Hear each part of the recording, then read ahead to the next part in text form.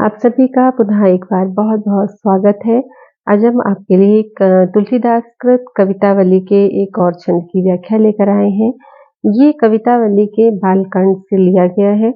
इसमें तुलसीदास जी ने श्री राम जी और उनके भाइयों के बाल रूप का चित्रण किया है, बाल क्रीड़ाओं का चित्रण किया है।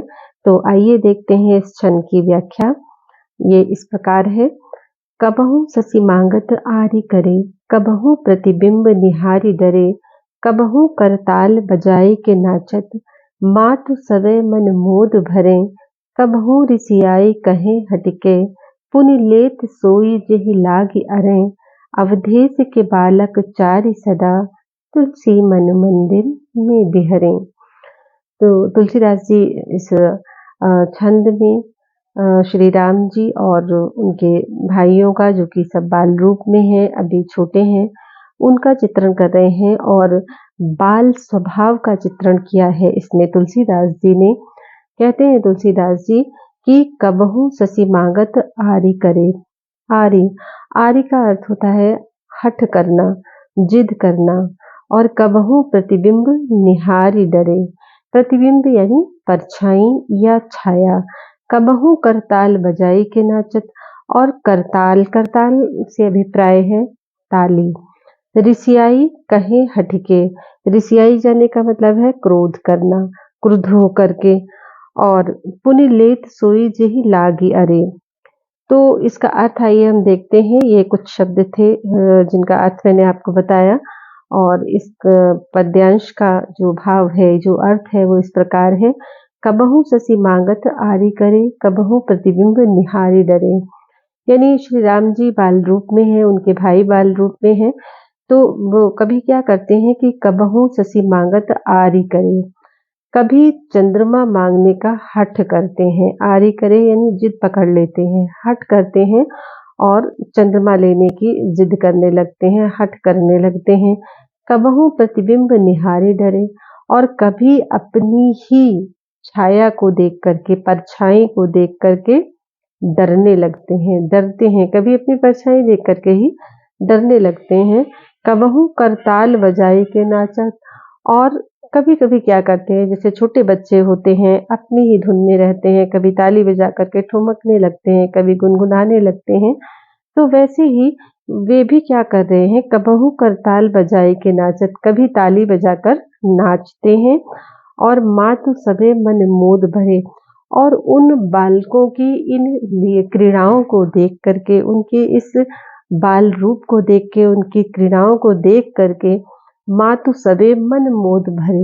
यानी सभी माताओं का मन मोद से भर उठता है। मोद यानी प्रसन्नता से, उनका चित्त प्रसन्न हो जाता है अपने बालकों की इन क्रीड़ाओं को देख करके।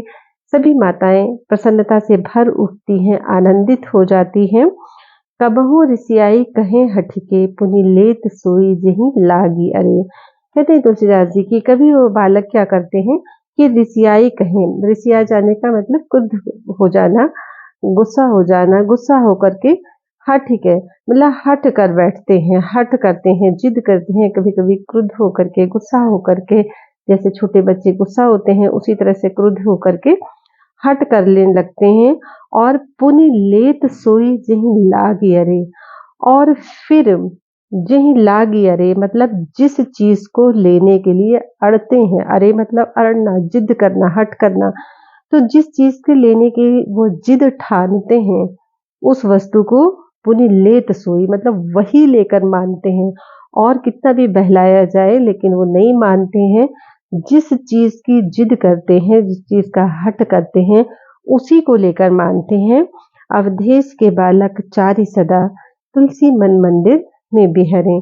और इस अंतिम पंक्ति में तुलसीदास जी क्या कहते हैं कि अवधेश के बालक यानी महाराजा दशरथ के ऐसे चारों बालक तुलसी मन मंदिर में बिहरे, यानी तुलसीदास के मन रूपी मंदिर में सदा विहार करें, सदा मेरे मन में वास करें।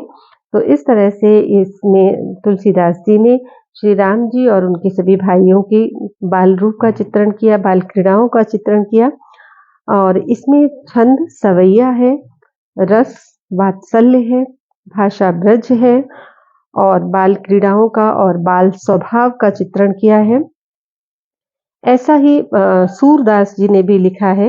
उन्होंने लिखा है कि कृष्ण जिद करते हैं चंद्रमा लेने के लिए अपनी माता यशोदा से और कहते हैं कि मैया मैं तो चंद्र खिलौना लेहूं, जेहो लोटी धरनी पर अबहीं, तेरी गोद नाई हूँ। तो इस तरह से कृष्ण जी भी चंद्रमा लेने की हट करते हैं और ऐसा ही भाव तुलसीदास जी ने इस पद्यांश में व्यक्त किया है। आप सभी का बहुत बहुत धन्यवाद।